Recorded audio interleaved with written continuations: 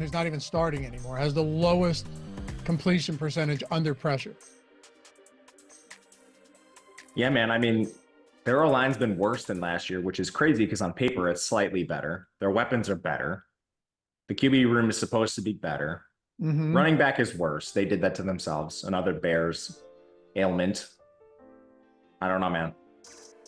I truly don't know. They're very, very lucky they played Will Levis in the first game. Very 100%. Lucky. Dude, if they didn't have Levis against them, they lose that game by probably 20. No question. They didn't have an offensive touchdown. Do they have an offensive touchdown yet this year? One? Wait, who? They have to from last week, but who was it? I don't know. Not DeAndre Swift. No, he stinks, dude. He does stink. Oh, well, thanks, Jordan. Well, I mean, this is untenable. Who was it last week? Someone in chat will tell us. Chicago Bears. Try not to watch those games. I did fall asleep, so I did not see the whole game. I decided I'm going to bed as well, without question. I didn't even. It was Khalil Herbert. Yes, it was on his 3 rushing yards. Yep. Hey, good morning. Welcome to the Stochastic.com NFL Showdown Strategy Show. Yeah, we're here talking Pats, talking Jets. These are our favorite type of games. I don't need no Baltimore, Kansas City. Give me Pats, give me Jets, give me a 38.5 point total game on short rest, Matt. That's all I need. I agree with you. It's a different puzzle. I love the greasy games. If this was on a Sunday, there's no way you'd be paying attention to this game unless someone was egregiously priced because of an injury. Now you have to pay attention. And it's the opposite of those elite games where you're like, all right, do I play Patrick Mahomes or Lamar Jackson or Derrick Henry or Pacheco when he's healthy or Rashee Rice? With like the Patriots, they're running 4 wide receivers on the field and none of them have a full-time route share. So you have to figure out who's going to play. Are any of them talented? We're not sure. Is Aaron Rodgers cooked? Does Breece Hall get vultured 2 times? It's just a completely different puzzle. And I really like it. Also, like, do you even play quarterbacks? Because neither of them have really done that much this year. So yeah, man, if you can't tell, I'm excited. I'm pretty excited too. And I also think I may just bet a Mike Williams anytime touchdown, Matt. I have no issues with that. I love Mike Williams. They've been purposely bringing him on slow.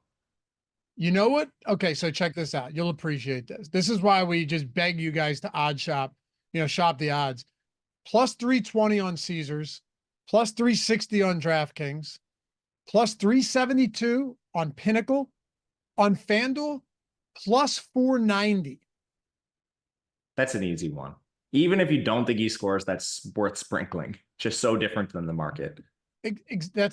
So implied odds on that are 16.9%.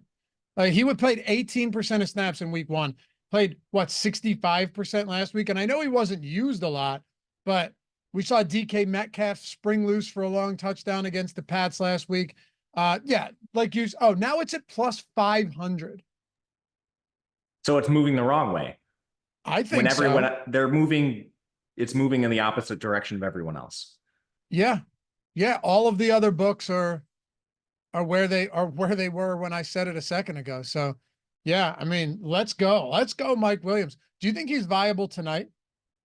Absolutely. He's only being ramped up. Still not at a full snap share. So there's room to jump there. Still not at a full route share. And certainly targets are down. There's a little bit of argument, I think, to be had because you just have the bromance between Lazard and Rodgers. But I think there's no question Williams is more talented. It's just, does Lazard finally see his target share decrease for the more talented player? And I don't know the answer to that.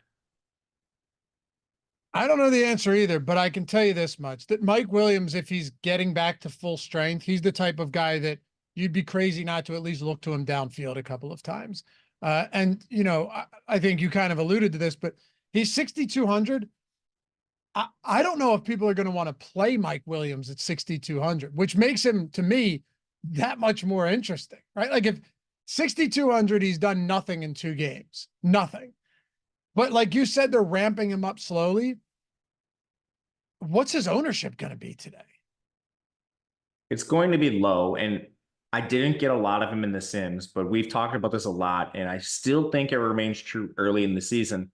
This is the time of the year we know the least. And we have a very clear situation where his role is not remaining constant.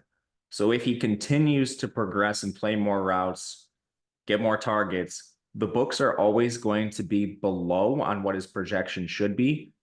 So when you try to like match projections to player props, I think we're probably just coming in a little light. This is where I'm going to be making some manual adjustments and giving it some boosts. With that said, I don't know if it's going to be enough because he's still not cheap. But at the same time, I guess another conflicting factor is he's not going to be owned. So if you come in with like 15% Mike Williams in your flex position, you still might be over the field. Right now, we have him projected at about 17.5%, which honestly surprised me a little bit. But we'll see where this goes throughout the day. I tend to like Mike Williams more than the projections right now. I do too. And look, you know, the Britton Covey thing, making manual adjustments can go a real long way for you, a really long way, right? In these type of spots early in the season, you nailed it. When you're talking this early in the year and you have guys that are coming along slowly, you have injuries and all of this, sometimes just taking a bit of a stand. And it, you know, here's a great way I look at this, Matt. If I ended up taking a stand on Mike Williams, that's better than taking a stand on a Tyquan Thornton. Like in this, like, oh, wait, you're taking a stand on a guy who's coming off an injury, but we're seeing him getting ramped back up. In my opinion, there are worse. This is what I'm saying. There's worse guys to take stands on than a guy like Mike Williams, because on a game that should be low scoring, all it could take is 1 or 2 receptions from Mike Williams, like significantly long receptions, which are doable for him to get there. So if his ownership remains low, and I'll be honest, I don't see why it wouldn't. I don't think Mike Williams is going to be popular. We have him 17% at the flex, 17%. I might even consider, quite frankly, some captain Mike Williams lineups in this game. Because what if it's just a really low scoring game? I think there's a good chance that it is. Also, I don't want to discount the Mike Williams talent. This guy's been nothing but awesome at all points in his career. Now he's coming off the ACL and people just discount him. It's basically been a full year at this point. It was week 3 last year. It's week 3 again this year. So he's had a full calendar year to recover. They've been intelligent with his rehab. It seems like they're never giving him more than he can handle. So I like him quite a bit. And I mean, with the Sims, I do think it's a good idea to make some manual adjustments if you're locked in paying attention. With the Sims specifically, I think if you're not paying attention and you just fire them up on like a Sunday, they're never going to make you bad lineups. Every lineup you get out of there is going to be competitive. You're never going to be playing like a lineup that's way too owned or something like that, or way too under projected. But I do think you can make tweaks because there are always going to be holes in projection models, very small ones, roles that are changing, injuries that are, changing targets per route run, situations like that. And if you have a beat on this stuff, you can make small tweaks. And one thing, sometimes it's just you don't have enough time. We got the Covey news that he was playing with the first team in warmups. So we made our small, very small manual adjustments and they paid off. You can also be wrong. I've been wrong many times, but we're trying to find the situations that put you to the top because, just like min caching doesn't matter. Exactly. And the Covey thing, which is funny, he only had, was like 6 for 23 or something. He only had, or 5 for 20, 6 for 23. And that was all you needed. So also a relatively low scoring game. I'm looking at a spot like this and just saying, and by the way, you're 100% right. Even if you're making these manual adjustments, you're still going to get the best lineups possible with your adjustments. Obviously, they won't look the same as they did before you made boosts or projection boosts or anything like that. But yeah, like put it this way. If you're going to boost somebody like Mike Williams today, naturally you probably, if you were going to put his if you were going to increase his projection, would you be looking to probably decrease by a little bit Alan Lazard's projection as a result? Yeah, I would always be looking to make some sort of subsequent change so it evens out. And that one's logical to me just because they kind of got rid of all of the rotational receivers from week one. You know, when Mike Williams was really limited, you saw guys like Gibson and stuff play. The snaps went way down for those players, and the projection for them is really low. So if Mike Williams takes away additional receiving opportunity, I think it has to come from one of the starters. Not going to be Garrett Wilson. Conklin's not super involved, so that just kind of leaves Lazard for me. And another, we did this live on the stream on Monday night when we were trying to adjust Kobe. When I adjusted him 1 point in projection at the expense of Lazard, the amount I got of him in lineups was like exponentially higher. He went from like 5% of my lineups to 40. So then I went back in and adjusted that. It's not like you need to make these seismic changes to player projections to get just a little bit more. Sometimes a half point can be more than enough for these players. And if you don't even want to mess with the projections, our ROI boost is another fantastic way to get more of a player or less, depending on which way you view their role changing. Right. Yeah, the ROI boost works too. It's just with Covey, we had to do a projection boost because he wasn't really showing in any of the lineups to begin with because he wasn't expected to be on the field. You know, like that's the difference there. So there's multiple ways to do it for sure. Even like capping ownership on certain players, it'll bring other guys up. So you can tweak it in the sims, absolutely, or use the single lineup sim, build them out, and you can adjust projections on that as well. But let's get into it. And I forgot to ask, if you guys don't mind, you could be so kind, take a single second. You know the drill. Atone for your sins this wonderful Thursday morning. Hit that thumbs up, subscribe to the channel, and leave a comment down below. I read and respond to all of them. You already know. If you've done it, you know. We're almost, Matt, we are less than 1,000 shy of 100,000 subscribers. I think this might be the week we get there, man. I don't, but I think we will be there. Really? We're not getting 1,000 this week. Nah. Damn. But I think but we're getting there. So if you haven't subbed yet, appreciate you. And if you ever want to listen in podcast form, you know where to find us: Apple Podcast, Spotify, any of those, you know, archaic podcast platforms that you still listen to. Somehow we are, I checked, somehow we're still there. I don't know. All right, let's get into it. Let's start it off with the Jets, since we already talked about the Mike Williams here. And as you guys, I mentioned, the 6.5 point spread. Jets favored it at home, 38 and a half point total, depending on the book. So what do you make of the Breece Hall, Braelon Allen thing on short rest, with Breece Hall being okay, but also dealing with, you know, a minor quad injury? Do we think Braelon Allen just gets more work? I mean, he had 2 touchdowns last game and was used inside the red zone late in the game in the 4th quarter. He's talented, and it appears the Jets coaching staff has no reservations getting the very young rookie on the field in high leverage situations. They kind of just have an abundance of resources at the position. I still think it's going to be a majority Breece Hall, as we've seen all season long, but I think you just have less reservations putting the rookie out there at times now. So maybe a little narrower than what we were expecting. You know, like coming into week 2, I probably would have said like 90% of the opportunities are going to go to Breece Hall. I think I would probably put that closer to like 80 or 85. So perhaps just a little bit less, but yeah, man, I still don't know how you keep Breece Hall off the field in all the high leverage situations, unless he's coming off a big run, he's nicked up, something like that. To speak to the Braelon Allen talent, though, like, this kid is amazing. Good back, big back from a Power 5 program, can catch the ball, had 4 targets in their last game. So I think he's probably just a little too expensive coming off the 2-score game. But yeah, man, it's hard to really poke holes in either of these guys. It's just deciphering the workload. And right now I would put it at like an 80-20 split. Sounds about right.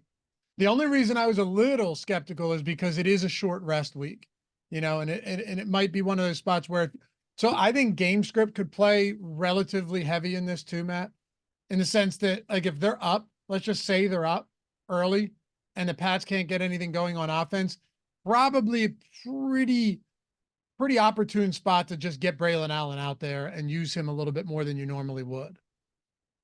I think that's a good way to approach this. We always like to talk about telling a story with your lineups. Yeah. And if they get up to a lead, playing like maybe even playing Breece and Braelon together in that sort of situation, it's not a terrible way to do it. But then run it back with some New England pass catchers, maybe Brissett. That can be a way you approach the game.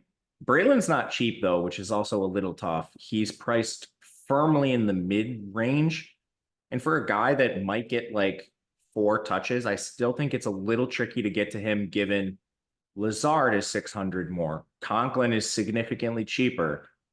So his price is somewhat prohibitive to me, but I'm also definitely not going to X him out. And I think it's positive. When I ran the Sims this morning, you do get some, and you actually get a fair amount. Yeah. I think, yeah, projections, bookmakers that are making props are kind of onto this already, that Braelon's just not a stone handcuff at this point. Agreed. Yeah, 21.5 rushing prop, 34.5 rushing plus receiving from what I saw earlier today. That's an interesting concept you've got working with you there.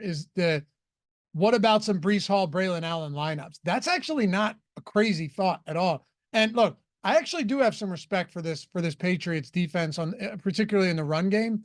You know, they've done a pretty good job of stifling opposing run games early on, but at the same time, you know, do you just grind them down if you're the Jets here?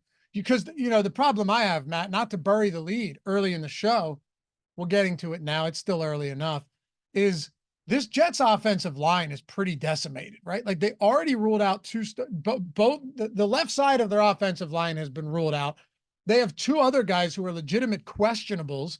So like, they're possibly down. They're definitely down 2 starting offensive linemen, might be down 3, might be down 4 by the time we get to kickoff for the Pats. Yeah, it's definitely something to watch. A lot of injuries for sure on the O-line there.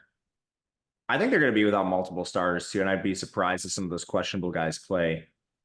But to your opinion on the run game, like I just don't know what else they do. Neither pass game has been efficient for these 2 teams. And you know, if I'm betting on one quarterback to get it right, it's definitely Rodgers, just given his pedigree as an NFL signal caller. But it's going to be tough deciphering this out because Christian Gonzalez has been awesome so far this year for the Patriots defense. He's been taking away number 1 receivers, but it's not like a full shadow job. DK Metcalf still had an excellent game. It's just almost none of that production came in the Christian Gonzalez coverage. It was like every single DK Metcalf big play was when they found ways to get away from him. So like, I'm not fading Garrett Wilson by any means. But yeah, it's a very tricky game to evaluate from a matchup perspective because I definitely respect the Patriots defense like you do. It just makes me like Mike Williams more. If you know, if you're going to see a lot of Gonzalez on Wilson. Yeah. We had a good question too. And by the way, Jeremy said, if you made merch that said atone for your sins, I'd probably buy it. Oh, dude, we should. That'd be good. I would make Matt wear an atone for your sins shirt on here. You'd do it, right? You'd rock one with me. I don't really have a lot of high standards with my clothes. I would definitely wear it. That'd be your highest standard, brother. I mean, that'd be a prized piece of merchandise. Come on now. We'd have some fun. And I would wear it. I'd wear it to the gym. We're in public. And when people ask what it means, the problem is people would come up to you and go, you know, like, praise God, brother. And you'd be like, well, it's not quite that. It's like we do shows on Sunday during church time and say that they should be at church, but they're watching football and they should atone for their sins. Be an awkward conversation. You'd have to have some subtext by Stochastic or something. So then people wouldn't get confused. Right. Yeah, for sure. I was going to church every Sunday with the family up until football season starts. And then I'll see them and they're like, oh, where have you been? And I'm like, working. Oh, working on Sunday. I said, well, it's important. Got to keep the roof over the head. But yeah, we're going to make some. Yo, we should do atone for your sins and then just have a can of tuna under it. How sick would that be? It'd be pretty sick. Only people on the show would get it. Or just like you know what it should be? Atone for your sins. And then you know how Barstool has like the stool right here or something? Just a can of tuna on the sleeve. We're making these, man. There's no way you guys would not wear them. I certainly would. That'd be sick. All right. We had a question basically that was saying, what do you guys make of the pricing Here it is. Nate, what's up, Nate? What are your thoughts on the pricing of Williams versus Lazard? Yeah, they're close. I mean, they're really close, right? They're $400 separated on this slate. Alan Lazard, uh, oddly enough, we have him pulling pretty similar ownership to Mike Williams. So it's not like Alan Lazard's getting much more ownership than Mike Williams right now, but we do have him projected higher, which is why personally I already boosted that Mike Williams projection to see what I got. Great breakdown of this. It seems to me that Mike Williams isn't necessarily sneaking by anybody. Pricing, he's certainly not sneaking by anyone. DraftKings got ahead of this, priced him a little more than Alan Lazard. The ownership is close. The only thing I'll say here is I still think it should be a little wider, projection and ownership, which is why if everything remained constant, the slate started in 5 minutes, I would be boosting Mike Williams. Obviously, you'll have to monitor this through the day.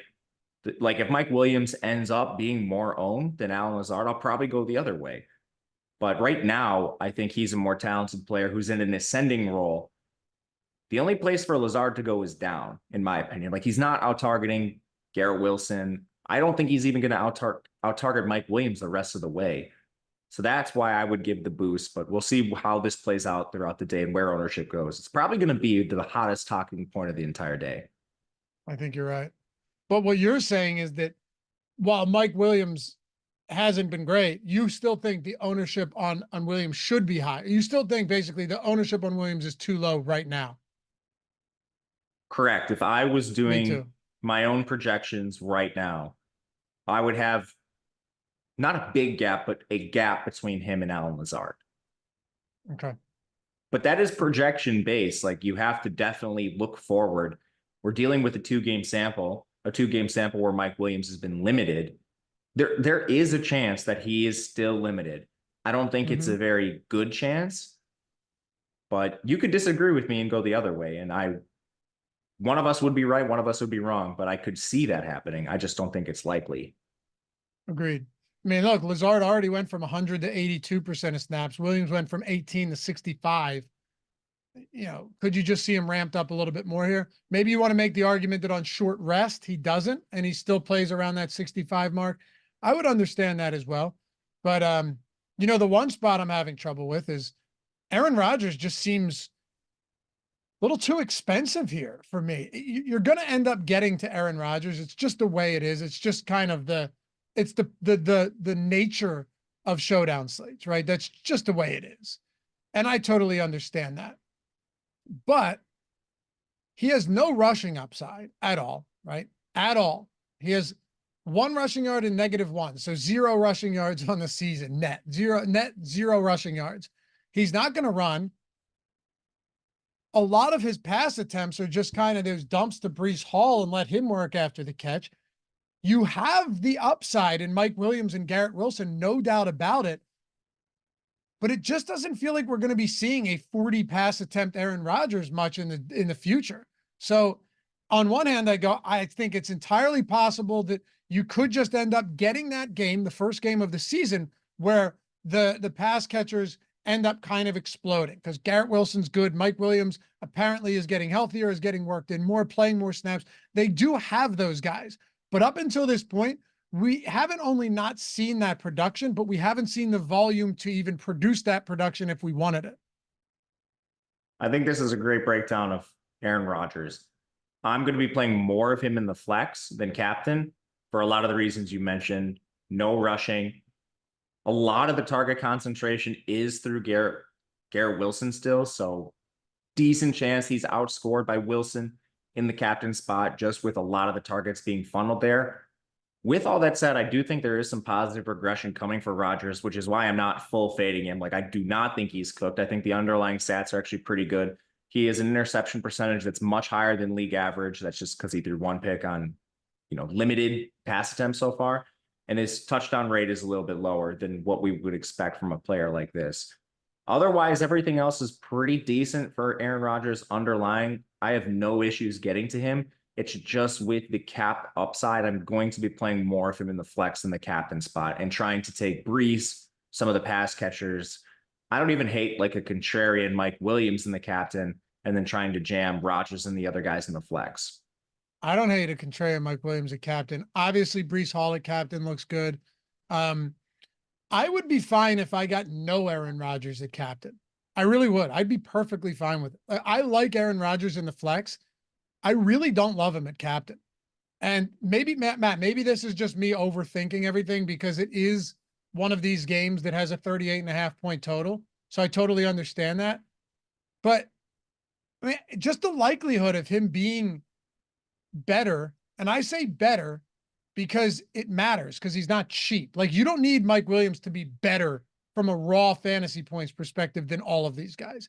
There are a few of these that you don't like. A Hunter Henry, we'll talk about him. You don't need him to be better than all of these guys from a raw fantasy points perspective at his price point. But Aaron Rodgers, you probably do because he's 15K if you want to play him a captain. Whereas Garrett Wilson's essentially the same price. Ramondre and Breece Hall are up there. They're a little bit more expensive.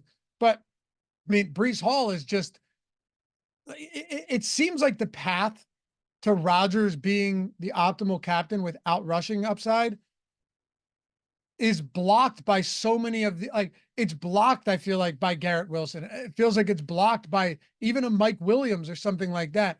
What are his outs to getting there, aside from just spreading the ball around enough and say throwing 3 touchdowns? Because he's not going to run.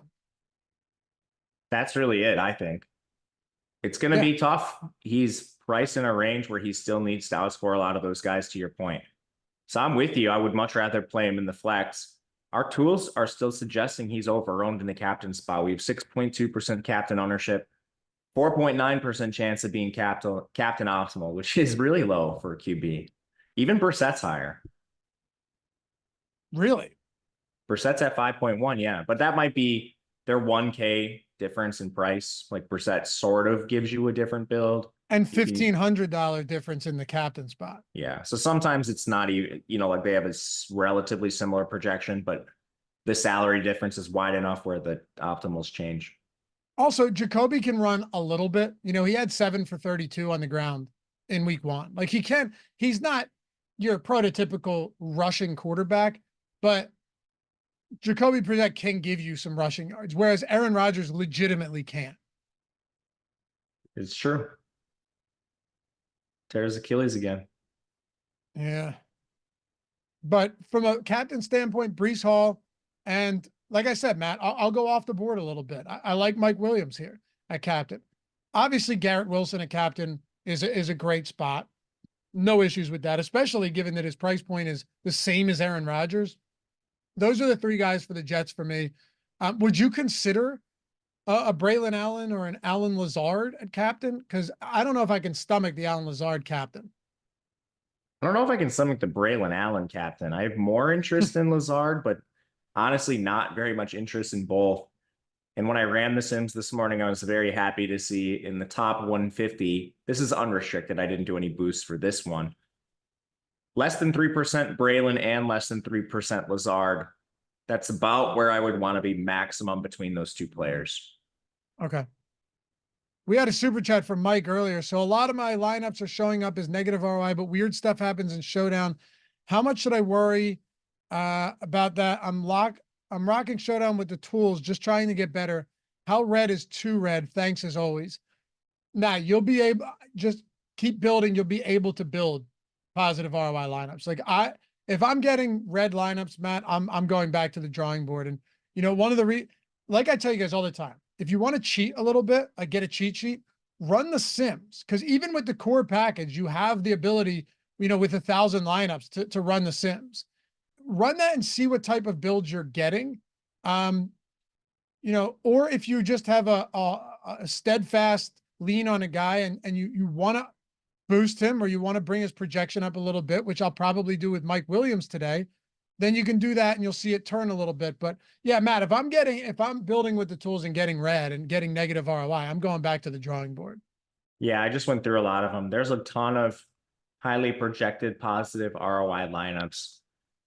Your suggestion, I think, is great. Tweak a couple things. You should get a lot more positive ROI lineups. There's Mike a also lot said that you can do. a lot. Yeah. A lot of my first run is showing up with no quarterback on a running back heavy slate. Is that a problem? Just feels weird. No, my guess, and I don't want to speak for you, Matt, you would not be shocked if a zero quarterback lineup won today. Would not be shocked at all. And I think sometimes getting that feeling is a good thing. You're not the only one who has it, and there's a chance you might be getting some leverage because people might lean into that feeling and then play the quarterbacks just because they think they have to. It's a good point. A lot of people feel like they have to do something like that. I felt like that, and the Sims have helped me not be such a dummy. Yeah, it's true. And as always, guys, those Sims, link down in the description. We consolidated everything. So now if you're just looking, here's what I mean. Click on that link that says Join Stochastic NFL, and it'll take you to a page where you can see all of the price points, right? So you don't have to hear me be like, you could do this, this, this, or this. And then just your head starts spinning with all these different links. You can click on monthly or weekly and see whether you're a casual player, whether you're kind of just like the hardcore casual, whether you're taking it seriously, whether you're, gearing towards pro level and you're looking for everything, whether it's monthly or weekly, you can see what's included in every single one of these packages. Whether you're just looking for the single lineup sim and the ownership projections and the top stack tools and the point projections, or you want, the boom bust data and all of that additional stuff, the contest generator with and the sim, which depending on, like I said, that's involved in multiple packages, depending on how serious you are. You play 150 all the time, or maybe you're only playing a few, but you're playing higher stakes. Just a million different ways to do it. So if you've been curious and wondering, how to go about this, that's the way to do it. Link down there in the description and chat. And by the way, Matt, shout out to the 2 Stochastic avatars at the top of the Monday night show, our game. 2 Stochastic avatars chopping that Millie among that chop for 100K each. You love to see it. You absolutely do love to see it. Congrats to you guys. That's a huge score, and you guys earned it. You had to do some digging to win on that Monday night slate. There was a lot of late news, so you were rewarded if you took advantage of it, as those two people were. So congrats. Yep. Yeah, I was a drop away from a huge day, and I ran the Sims. I had Britton Covey. I boosted him a little bit on his projection, and I was a Saquon Barkley drop away from those guys not having $100,000. Yeah, I wasn't in position to take anything down, but it was a solidly profitable night, which when you're playing tournaments, sometimes it's all you can ask for. Yeah. But that's what I love about the Sims too, is you can still make adjustments and know that you're getting positive ROI lineups regardless. You don't have to just run them at factory settings. You can still input some of your own thoughts. You just don't want to go insane with it. I think that's some of the biggest edge in DFS is when you don't just like come in there with crazy takes like, oh, Jamar Chase sucks, I'm going to bring them down. If you have an actual like intelligent take, like for some reason you think he's going to run fewer routes based on like a coach speak thing or a performance thing, or you see someone's routes jumping slowly week by week and you think that trend continues, you can give them a very slight boost in projection. It'll change things. But to your point, you're still never getting a terrible lineup. It's always going to be right in the range where you want projection-wise, ownership-wise. You're never getting under-owned lineups. You're never getting under-projected lineups. Or over-owned lineups, I should say. It just filters out all the BS that you might accidentally make on your own without a tool like this. Absolutely. Sorry, someone just sent me Jordan, can you? Oh, you see this T-shirt? Yeah. It has me as essentially a cult leader. Hold on. Let me send this to Jordan. Jordan, get this on the screen ASAP. Hold on. It's very funny. Good job, Fletch. That's awesome, man. From Fletch Sheehan. That is really good stuff. But yeah, you're always going to have good lineups in there. That's the way it is. And that's all I care about. Anyway, anybody else we didn't talk about Tyler Conklin. He's running, and I'll get to your super chat in a second, Chris. He's running a ton of routes. He's on the field most of the game. He just hasn't had a ton of involvement as a pass catcher yet. I love him from a buy low perspective. Same. His routes dwarf Jeremy Ruckert, but the targets between them 4 to 3. At some point, this is going to change. Conklin was pretty involved last year. He's never going to be like a George Kittle type tight end. But you're not paying for a George Kittle type tight end. His price is extremely low on this slate, 2.8K. If you find yourself in that range, he's one of my favorite options. He's just not leaving the field a lot. Right now, his snap share is at 92%. So I'll happily take the price discount on Conklin. Me too. If he's going to be on the field as much as he's been, There's just no reason not to do it. Plus, it's not like Aaron Rodgers has shied away from targeting tight ends in the past, despite what we've seen earlier in the year, which is a limited role for Tyler Conklin. We've seen it before, right? What was his name? It was pronounced differently than it was spelled. This the tight end for the Packers that had the 10 touchdown season and then it never did anything again. Mercedes Lewis. No, I know it's more, not him. Oh, more recently. Oh, come on. The Packers tight end recently that had 10 touchdowns and then didn't do anything. Mm-hmm. Man, I don't remember. Don't do this to me. And it wasn't Jermichael Finley either. Broken neck Finley. Broken neck. Yeah, that was rough. Robert Tonyan. Oh, yeah. I don't know how I didn't remember that. I know. He's on the Bears for a brief period of time. Yeah, but remember he had like a 10 touchdown season and then was just invisible after that. That's why I think this is a small sample size trap that people might fall into. Rodgers has never shied away from the tight end. And they're not throwing the ball a lot. Like Garrett Wilson leads this team with 17 targets. That's a 29% share. Like Amon-Ra St. Brown had more than that last week. They're not throwing a lot. But I mean, part of it is just the game scripts they've been in. If they're down in a game, they're going to have no choice. So I don't think this is necessarily sticky. And the 4 targets that like Conklin has, the target share is not as bad as you would think for it being just 4 targets. Agreed. Yeah. That price on him is, I don't want to say it's inexplicable, but we see it way too much where tight ends that aren't even involved at all are way more expensive or whether the same price as that, right? For sure. Or like receivers that are dusty wide receiver 4s are more expensive than that. There's a lot of situations where you see players that shouldn't be more expensive come in more expensive than Tyler Conklin today. I mean, Austin Hooper is the same price, and I know he's getting a lot of snaps, but how are they not just all going to be blocking snaps when you've got the offensive line already banged up? Like, he's not running a lot of routes. No, I mean, he only ran 11 routes in their last game. And he's like at 55% of the snaps. Conklin's at like 95, 92 on the year. And and what percent of routes is he running? It's a lot. Conklin's not blocking a ton. In past situations, he had 28 routes and 3 pass blocking snaps. Last 38 dropbacks. Yeah. Or 34 dropbacks. I mean, that's like an 85% route share. He's run 56 routes on the year.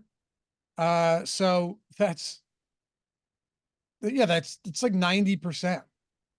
Yeah, Hooper's a 6th offensive lineman most of the time. Pretty much.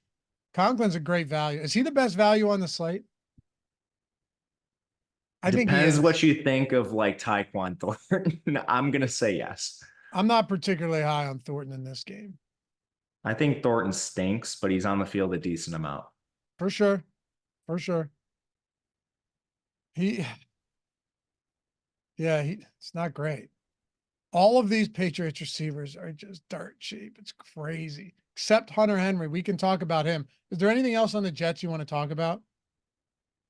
There's always a chance you see snaps rise a little bit for a guy like Malachi Corley. He's just too highly drafted to play 1 snap throughout the year. So that's always something I would be interested in.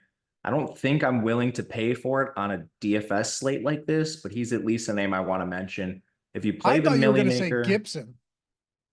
See, Gibson, I think, could see his routes drop just because Corley is highly drafted.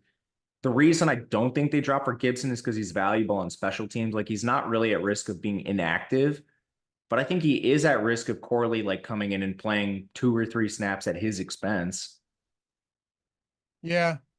I guess the only reason I was thinking about it too was because of the special teams, the return upside for Gibson. But that's, it's hard to hit on that very often. But you're right though. Gibson played 59% of snaps and then 11% the next game with Mike Williams' role expanding. So that's a big deal. That's not great at all. Otherwise, like Ruckert plays a little bit, emphasis on a little bit. Don't buy into the difference in targets between him and Conklin being as close as they are, it shouldn't be like that. I also think Ruckert is at risk. He's played a lot, I think, because they've been up in games and they've been able to use 12 personnel. Now, this is a game that projects to be similar, but if they ever fall down and they go more 3 wide, I think that directly comes at his expense too. Probably. I guess it's time to talk Pats now, though. And, this offensive line, if you're joining us late, Matt and I talked about it earlier, the Pats offensive line is banged up. They're already down 2 starters. They could be down 4. So pay attention to that going into this game. It's also why we're talking about Austin Hooper just seeing a lot of blocking snaps. But Hunter Henry, first off, I don't know if Mosley's going to play. It seems like there's some gamesmanship coming from Robert Saleh out in New York, but he hasn't practiced this week. I'm pretty sure he was carted off last game with that toe. I think it's unlikely that he plays, which would help Hunter Henry. Henry wasn't super involved in week 1. Week 2, he had a massive target share in that game, 12 targets against the Seattle Seahawks. And that's with Brissett throwing 27 times. So massive target share. Maybe this is just a spot where when you look at the composition of this Jets defense, you have Sauce Gardner, you have DJ Reed, you have Michael Carter. They have some good corners, right? Does Hunter Henry, is he just the clear beneficiary in this spot? And if the answer is yes, are you willing to pay for that price point? Because he's far more expensive than he's 7,800 in the flex. The next closest pass catcher for the Pats is 4,200 Demario Douglas. I like Hunter Henry. I do think he's the number 1 pass catching option. I think the routes are sticky with him. He led the team in total routes last week, but I think it's too close for there to be this big of a price difference. I would rather just gamble on the cheaper receivers and then spend the money you need to spend on Hunter Henry elsewhere, whether it be taking the salary going up to get one of the expensive guys or just going down and playing Mike Williams or Lazard. That's my preferred approach because I just don't think you see any consistency week to week. We've had 2 games and we've already seen the least amount of consistency in this past game. He went from 3 targets to 12. What's to say like it's not going to be a random KJ Osborne target game or Hooper, Polk, Thornton, Douglas. I mean, all these guys are on the field, similar amount of routes. In their last game, it was Henry 29, Douglas 24, Polk 23, Ramondre 21, who's actually the second leading target getter, KJ Osborne 21, Thornton 19, Hooper 11. This is just a big mess. So paying for the big mess is not going to be one of my preferred strategies tonight. I'm with you. If anything, I'd rather grab, just like some standard 1-unit plays on some over props for Henry. Like you can get over 3.5 receptions at plus money. I have no problem with that. But from a production standpoint, you're both banking on him being productive against a good defense and also actually having the volume. I'm looking at my flex ownership right now. I only have 13% Hunter Henry at the flex. Granted, I boosted Mike Williams, similarly priced. Well, he's a little bit less expensive, but you get the point. And I have 3% Hunter Henry at the captain spot. So not a guy I have a lot of. Also, if you're talking about touchdown equity here, there's just not a ton of that either. It's a good red zone defense in the pass game for the Jets.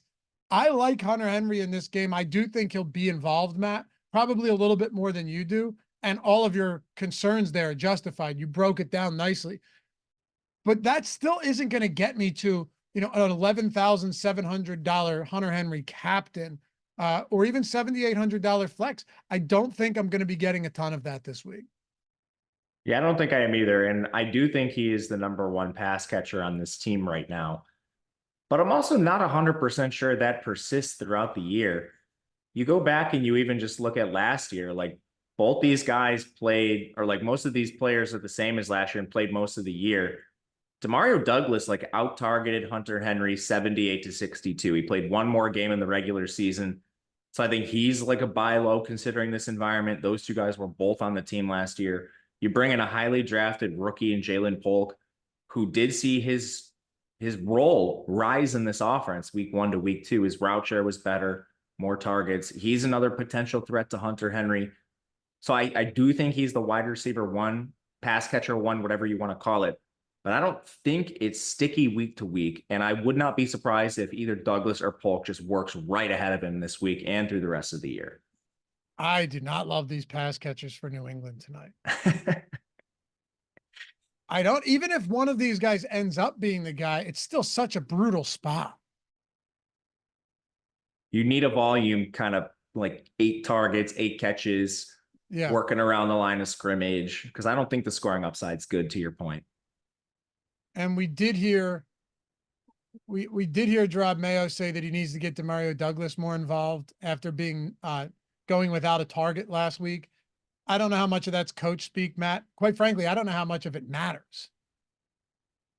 Yeah, I don't know how much of it is like Brissett's your quarterback too. Like, it's going to be hard to just first read targets in this offense. I don't think are all that valuable, especially when you're playing a great defense on the other side. Like, he just might not be that open at times.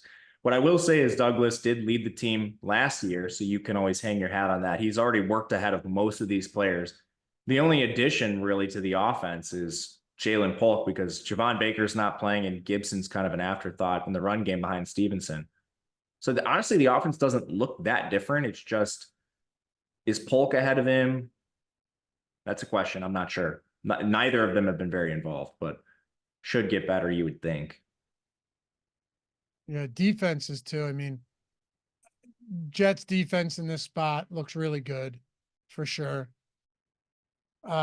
Especially, you know, I don't anticipate Brissett dropping back a lot, but if you're getting pressure on him, you can create a lot of sacks, you know, forced throws, turnovers, fumbles. Patriots defense is totally in play as well, Matt. Like this is one of those spots where I won't shy away from either, not even a little bit. I'm not going to shy away from either kicker either. Greg Zuerlein, sorry, is also one of those guys that I think you're going to be very happy if you have Greg Zuerlein in lineups today. And right now I have a lot of him. I really like this spot for him. I like the spot for him a lot too. I got more defenses than kickers. Actually, I got more Zuerlein than anyone. But then after that, it was actually Patriots defense second among this group at 40%. I think some of that is the price gap between them and the Jets. Yeah. But also the Patriots are a little higher projected than I thought they would be. I think that speaks to their talent. And they are facing Rodgers, who I think might be a little better than what he's shown, but he has made mistakes. That's still in his game. So that's something you could bank on too. It's still a good Patriots defense that's going to put him in tricky spots. DJ Chap said, why is DraftKings only showing my Stochastic avatar in my account page and not in the lobbies? I don't know. Try either refreshing it. Sometimes it takes a little bit to update. I've noticed that before. And if you're looking at it on mobile or something and you update it on desktop, you might need to update your mobile. Your app might be just like something's not updated completely there. I've had it where you just need to, flat out get the latest update for the app. Okay. Yeah, that's true. And if you're not rocking the avatar yet, stochastic.com/HOF, baby. Look at these beauties. Look at these 6 beautiful avatars, all new.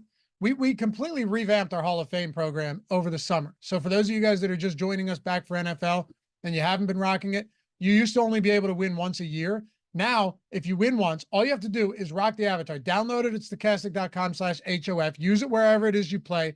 Finish top 3 in a field of 5,000 or more. It could be a $100 entry. It could be a 10-cent entry. It makes no difference. And tweet us your wins at StochasticHOF.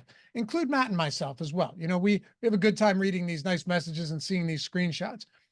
First time you win, bronze tier, full NFL Sims Max, right? All access to everything we have for NFL, $200 value.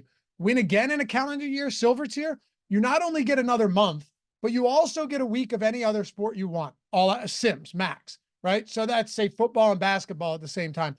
Gold tier, all access max the entire month, $550 value. And of course, the crown jewel here, 20K plus win in any contest, no matter the field. You get one of these beautiful Stochastic custom rings with your name on it, Stochastic Hall of Fame, and everything down there. You see it on the screen. What a beauty. Anyway, any reason not to rock the avatar at this point? I mean, reward yourself for winning. It's all stochastic.com/HOF. All right. Chris Williams, by the way, thank you for the super chat, brother.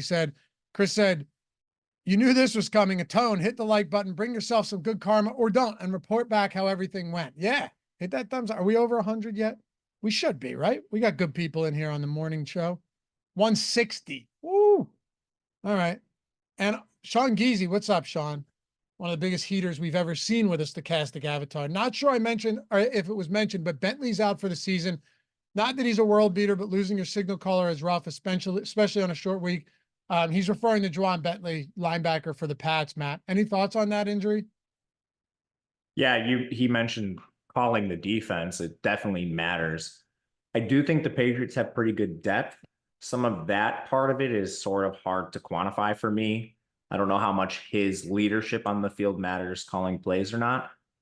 But man, they got a lot of really talented players. You basically right now, through a 2-game sample, have an eraser at corner and Christian Gonzalez. Your pass rush is still very good. So I'm not terribly worried that he'll be out, but it is at least worth mentioning in this spot. Are you open to any like Pats on slot lineups? Yeah, man, I think it's going to be low scoring, so I'm open to just about anything. And with the Pats, I think you have the benefit of there being low ADOT stuff. Players like Demario Douglas literally might just rack up like 7 catches for 55 yards. And if that is the case in a low scoring game, that could be enough. I would still try to have like a stud jet on the other side of those lineups, like a Breece or Garrett Wilson, but I'm open to it. Or Pat's defense at captain? I got some of that, more than I thought I would in the Sims. So yeah, definitely open to that. I'm okay with it too. I'm also very much fine with the 5-1 Jets onslaught, but that's going to be a lot more popular. Agreed. How about the fact that Antonio Gibson is basically only be used as a rusher? He's run 6 total routes in these 2 games. That surprised me. I don't get it. And I don't think I'm playing him. I would still even rather just go up to Braelon. He's priced above a lot of the receivers who just flat out have better opportunity than him. KJ Osborne's going to be on the field a lot more. Tyquan Thornton's on the field a lot more. Hooper's on the field a lot more. You could argue that he's not doing anything because he's blocking a ton, but all those players, I think I would rather play at cheaper price tags than find my way to Gibson at 3.6.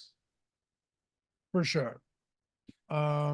Envious, how's your non-smoking journey going so far? The non-vaping journey? Well, Jordan Klein's an asshole and put us live without letting me know we were going live. And apparently I was on screen at the beginning of this. So there's your answer. I'm trying. It's tough, man. We cut back over the last day and a half, but boy, it is difficult. Sucks, Matt. Just be glad you don't have that vice. You don't even drink alcohol. I don't drink a lot of alcohol. I've had like 2-3 drinks in 6 weeks. Yeah, you were never. But I was sick too, so I mean. Yeah, you were never a drinker. In college, I was a huge drinker. You were a huge drinker like 5 months ago. That's true. You've seen me in action once. Yeah, it's fun. No, but you're disciplined. I probably had like 10 beers and like 6 innings at a Cubs game. Yeah. I remember. Yeah, they were going down. Oh, I remember looking at you and be like, didn't you just get that? Remember, you were sitting next to me. Like, didn't you just get that? Like, yeah, I'm gonna go get another one. I do remember. All right. What else on the Pats? Obviously, Ramondre Stevenson is just kind of, he's got it. The guy has to stop losing the football. Fortunately, they've recovered those, but that is a problem. But he's just going to get a ton of work regardless. I do worry a little bit at this price point. Like you could see this ending up being one of those games where if they can't run the ball effectively, I know the Jets run defense has been their clear weak point on defense to start the year. But if that offensive line, pending the other injuries, actually is even more troublesome than we think right now at 11 in the morning, maybe Ramondre just doesn't have the game at 11, a mid 11K price point that you need. I still think he's, you could essentially refer to him as a priority here. I get that. But my guess is I have a lot more at flex than at captain. That's exactly how it played out for me running the Sims this morning. Overall, it was slightly below the field, but it was more below the field in the captain spot. And I was actually above the field in flex. It just came out as a whole slightly below between the two. But I agree with you. I think there is more risk with him than a guy like Breece Hall, and I would include Garrett Wilson in that. But he's still a very secure play. If the O-line is a problem and they don't have a lot of rushing success, he's still very involved pass catcher. So there's a lot of paths to get there. But that O-line and, being a 6-point underdog, those are enough concerns for me where I'll break the tie and prefer Garrett Wilson and Breece Hall still to him. But I imagine having a fair amount, it just might not be quite as high as those other two players. Yeah, that's where I'm at right now. Envious said, every time we anticipate a low-scoring game, we get the opposite. Yeah, I'll never forget it. The Patriots, because it was only last year, Patriots-Steelers, where the weather was crazy. The total closed at like 28.5, Matt. And I bet the under at, I think, 38.5 or something. It was the best closing line value I've ever gotten on a total. And it went over the original total in the first half. So, yeah, crazy things can happen. There's no doubt about it. And if you're playing for a high-scoring game, go for it, right? Quarterbacks, less defense. Kickers are still fine in a spot like that. Matt said it at the beginning of the show. You can absolutely, and now with the single lineup sim, you can really start telling stories, like building out your own stories and getting instant feedback on that, how it sims out against the field from an ownership, a leverage, projection standpoint, all of that. That's a great way to do it. But yeah, look, Matt, just because a total is the way it is, doesn't mean that the game can't just oddly have a lot of points. I'd be lying to you if I said I thought I knew how the points would come from or where the points would come from with New England, because it's a shit show, but it's possible. And we've seen them do it before in pretty tough matchups. So that's what's crazy about these primetime games. Well, sometimes your defense works against you in a way for DFS, because you can have a really good defense. Say they create a turnover in opponent field position. Now, boom, you have a short field that can lead to an immediate score. So sometimes these things, while your defense is playing amazing, it can actually work against you for DFS. It's a volatile game, man. So there are definitely situations where this goes over the total. I don't think they're likely, but man, I've been wrong quite a bit on these things. We've seen a lot of greasy showdowns go higher scoring than we thought. You only need to be right once. It's true. Michael Hoff with a super chat. Thanks, Michael. 2-3 drinks in 6 weeks. I just had 2 to 3 just 6 minutes ago. Yeah, you're getting started early, huh? I bet you're on the West Coast too. All right. Anybody else we haven't touched on for the Pats before we build a lineup out and get out of here? How much Tyquan Thornton are you going to play? This guy stinks, but he is cheap and he played a lot. He is extremely cheap. I have 8%. This is my first run. I have none at captain, which I can't imagine you're surprised by that. I have 8% at the flex. Man, I'm struggling parsing these really bad New England receivers. I certainly prefer DeMario, Polk at price, then probably Henry. But man, I still think I like KJ more than Tyquan. I guess I'll break the tie Tyquan over Hooper, but I don't know. This going through the New England pass catchers, especially on the bottom end, is very challenging. Very. And I would go Tyquan over Hooper as well. I only have 2% Hooper right now. I think what's happening, and I'm kind of okay with this, is that, with a lot of these Sims runs, I'm not getting to the floor. I have 2% Jeremy Ruckert. Okay, that's it. But aside from that, my highest exposed cheap guys are 29% Tyler Conklin, which I know you're okay with at 2,800. And then at 3,600, I also have 32% flex on Antonio Gibson. So I think once you get down there cheap, a lot of my lineups the cheap guys are going to be occupied by those players. And I have 10% KJ Osborne right now. You're muted, Matt. Thanks, buddy. Yeah, anytime. It's this cough. I keep muting myself and then forgetting to unmute. Anyway, KJ, I think I do prefer him to Tyquan. He's also cheap, but there's so many of these guys. I can't really imagine taking a major stand on any of them. You can spread yourself and then not just take on the risk of getting buried by like a Tyquan or a KJ zero. So seeing like, what did you say? 8%, 10% KJ? Yeah. Yep.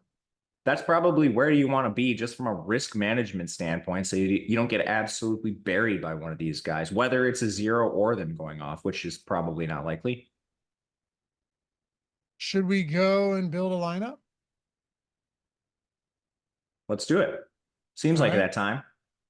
By the way, sponsor of the show, DraftKings Pick Six. You're already over there. If you're not, it's 100% deposit match. But keep in mind, guys, that if you're playing over there, one of the best things that you can do is use the tools, because we have the DraftKings Pick Six optimizer, and that is included with all of our stuff, including the casual package, like the essentials package. What, $13 a week is the casual, less than 40 a month. You don't just have the lineup generator in there, but you also have DraftKings Pick Six optimizer in every single package we have. So if you already are a sub, you utilize that Pick Six, like being able to use tools in those type of formats that are still, kind of beatable and new. And there's a lot of ways that people don't know how to play them. Being able to use tools for that, where a lot of them don't exist, is absolutely huge. And you're already over on DraftKings. All right, let's build a lineup. Can we do something, Matt? Because I do want to try this. Can we boost Mike Williams' projection a little bit and bring Lazard down, just so we can get a kind of honest assessment of where you and I are at in this slate? Yeah, let's definitely do that. How do you want to do it? We have Mike Williams at 5.85 and Lazard at 7.65. I almost just want to flip them. Let's try it and see what happens. Okay.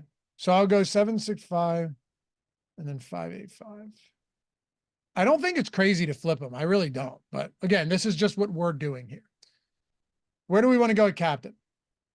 Okay, I think we need to play one of the big three in most contests outside of the Millie Maker. I think Garrett Wilson is interesting from a leverage standpoint. If you wanted to go Breece, that could be talked into that too.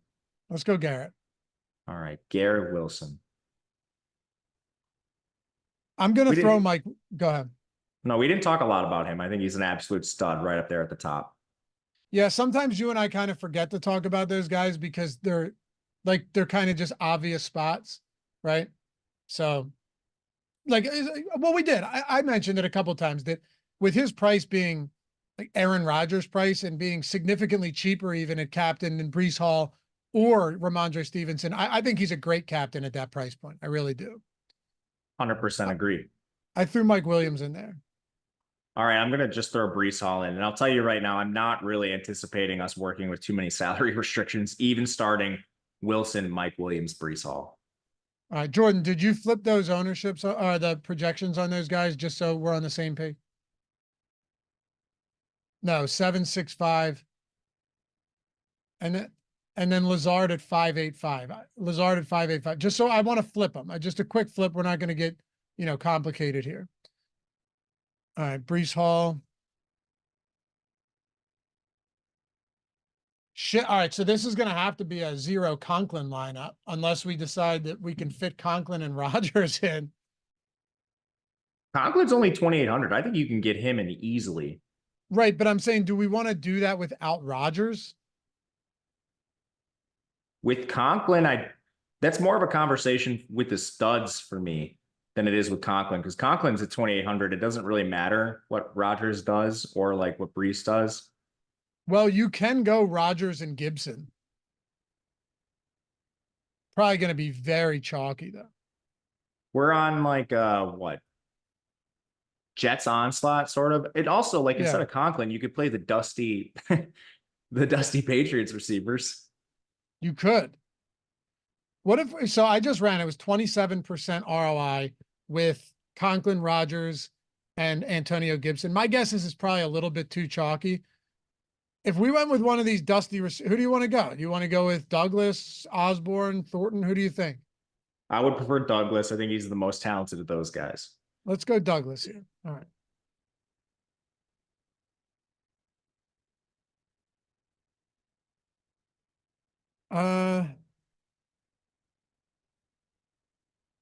So could we go?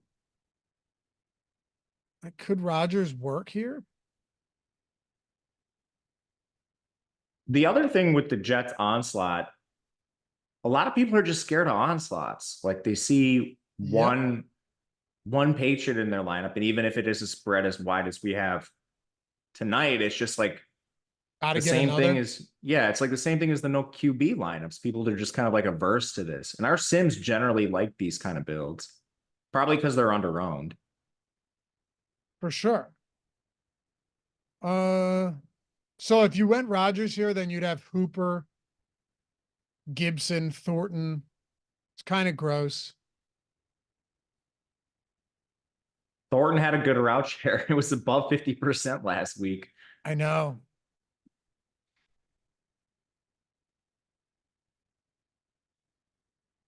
Like, what if you went, this is a crazy one. Garrett Wilson, Mike Williams, Breece Hall, Braelon Allen, Demario Douglas, Greg Zuerlein. That's a crazy one. I honestly think it's probably going to project better than we think off the top of our head. I was surprised how well Braelon projected. Same. Yeah, we actually have him projecting quite well. Or like, what if you went Wilson, Williams, Hall, Douglas, Jets, and Zuerlein? Again, dude, I don't think those are going to project that poorly. Negative 9%. That's a little surprising. I bet it's just because Rodgers isn't in there. Yeah, I agree. You know, that feels like that's why. When you have so many Jets, like to prop them all up, Rodgers kind of by default has to do something. Agreed. Like I just threw Rodgers in there over Breece Hall, and it's worse. So good tool though. We're trying to figure out some of these things, and it tells you the answers. It's nice. This is what you want. And that's why if you're getting negative lineups, keep trying to figure out, you know, what it is. All right, how about this? I'll go, but before we go, this is the last thing we'll do before we go. By the way, always appreciate you guys hanging out with us. About to hit 200 likes in this show. Matt and I are appreciative. Devon had a super chat too. You guys need to hit me up when you're in South Florida. They don't call it Fort Lickerdale for no reason. Yeah, for sure. Yeah. Would Absolutely. Yeah, we could have some fun for sure. Okay, how about this? If we were to look at the Sims, Jordan, like I boosted Mike Williams and we got a good amount of Williams up top. I'm seeing, like, here's one, Matt. Here's one of our best projected lineup, and this doesn't have Wilson. Breece Hall, Aaron Rodgers, Antonio Gibson, Garrett Wilson, Greg Zuerlein, and Tyler Conklin. So that's a one Patriot lineup? Yep, that's a 5-1.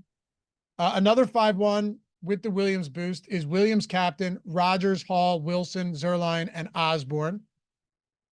So that's another 5-1. It's kind of speaking to your point, like people not wanting to get to 5-1. That's my highest simmed ROI lineup right now. That's a good lineup in my opinion. I agree. Another one is Zuerlein captain with Rodgers, Hall, Williams, Stevenson, and Conklin. So Conklin's in a lot of these top lineups with the boost. Mike Williams is, Breece Hall, and Aaron Rodgers, but Aaron Rodgers flex. A lot of Aaron Rodgers flex, which makes sense intuitively. I agree with that. For sure. Anything else before we get out of here? Fun show, fun game. It's gross, but I like it. My favorite kind of games, man. I don't think so. I think we uncovered just about every single stone. Not a big game for inactives unless something crazy happens. All the inactives are like offensive lineman, defense, which is still important, but I don't think we have anything breaking like, you know, the Johnny Wilson, Covey situation for Monday. Appreciate you guys, man. Always. You want to come join us? Make sure to pop. Well, actually, I told someone yesterday, I said, yo, you come in. I said, come in, hit us up in the Discord, say hi. And we had a couple people going, hey, I'm new here. What's up? So you should, for sure. Links in the description. One link gets you to anything you want. So now you can see it. You want to use these tools, whether it's the Sims, whether it's the single lineup sim, projection ownership, top stacks, top single game showdown plays tool, you name it. We got you covered. But join the Discord. Make sure to jump in. Like, that's a great thing, an underutilized aspect of this, because we have Greg and Steve Buzzard, the Colts, one of the sharpest guys out there, doing these AMAs and office hours and questions, feedback.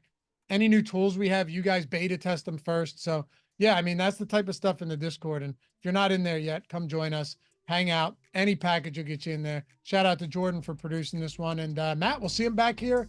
What, Monday Night Football? Monday Night Football. I don't know. Oh, we got a doubleheader. Oh yeah, that's right. Doubleheader. Yeah. That'll be interesting. Hell yeah. I love talking doubleheaders, man. They're so fun. Me too.